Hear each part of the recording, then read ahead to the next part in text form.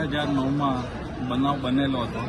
એ સમયે અમે સૌથી પહેલાં લેખિતમાં અરજી આપી હતી અને જવાબદાર તમામ ડૉક્ટરોને એ અરજીમાં અમે આરોપી તરીકે દર્શાવેલા.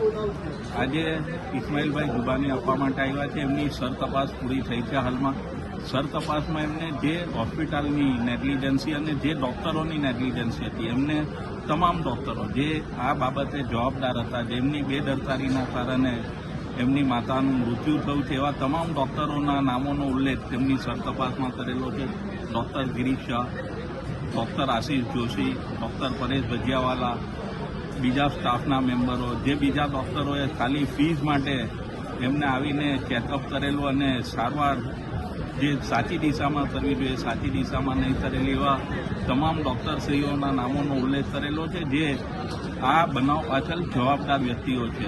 અને હાલ સરતપાસ પૂરી થઈ છે. ઉલટ તપાસ હજુ બાકી છે. રિસેસનો સમય તો છે, પરંતુ અમે જરૂર પડીએ ઇસ્માઇલભાઈની જુબાનીથી જેટલા જવાબદાર ડૉક્ટરો છે તમામને આ કેસમાં આરોપી તરીકે જોડવા માટે અરજી આપીશું. અને આ જે બનાવ બન્યો છે એમાં જ્યારે ફરિયાદ થયેલી હતી ત્યારે એમની માતા જીવિત હતી, પરંતુ ફરિયાદ બાદ એમની માતાનું અવસાન થયું છે. તો આ બેદરકારીના કારણે અવસાન થયું છે. તે મુજબ અમે કલમ 304નો પણ ઉમેરો કરવા માટેની કાયદાકીય પ્રક્રિયા હાથ ધરનાર છે.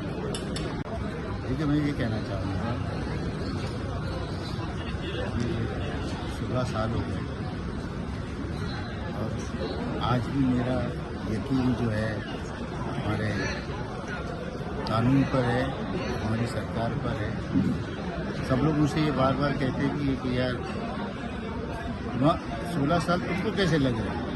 मैंने कहा कोई बात नहीं, कुछ तो वजह होगी, मगर मुझे पूरा यकीन है कि सरकार पे, हमारे कानून पर और हमारे केतन भाई रेशम भाई, जिन्होंने मेरी माँ हॉस्पिटल में थी तब से लेकर अब तक वो मेरे साथ खड़े हैं.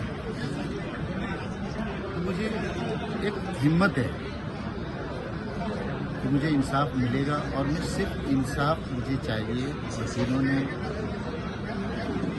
ये गलतियाँ की उसकी सज़ा उनको मिलनी चाहिए.